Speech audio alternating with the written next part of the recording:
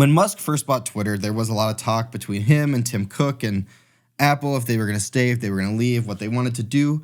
And at the end of the day, Tim Apple and Elon Musk, at least Elon tweeted that, hey, these conversations were productive, it's going well, I like where it's at. And now Apple, of all people, have come wildly in support of Twitter, which Apple doesn't seem to be the kind of company I would expect to see kind of backing Twitter like this. Now, Tucker Carlson, the Fox News guy that started his show on Twitter, has been having insane views. So part of that could be that they see a huge potential here to advertise. And Musk might have convinced them to do some advertising on Twitter.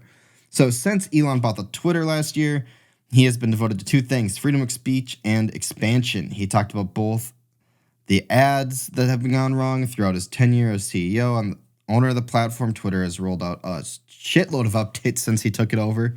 But the big news here is Apple's TV show called Silo has been released. The first episode was released on Twitter for free for all to watch by Apple, which is absolutely wild that they decided to premiere a show like this, not on YouTube, not on some other big platform that could have been equally as helpful, but they chose Twitter alone.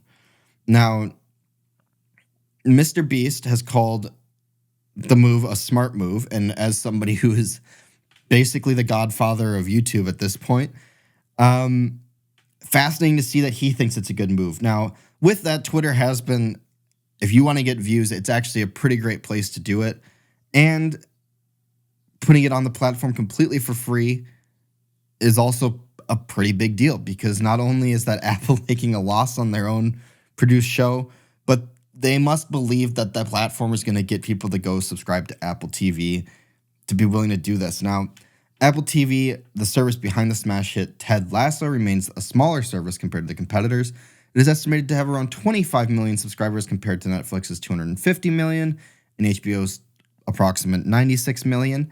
But this is a stride, and that'll be interesting to see where this goes. Will more companies start doing floater releases here? I mean, why wouldn't Netflix release a pilot episode of a show?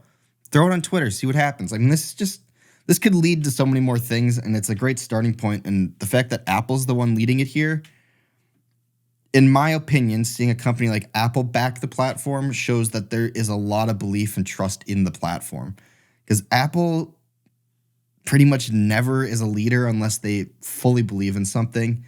And this could be that. That said, it's not an Apple product really, other than the show is an Apple product. But I don't know. It's interesting to watch Apple be one of the companies to do this.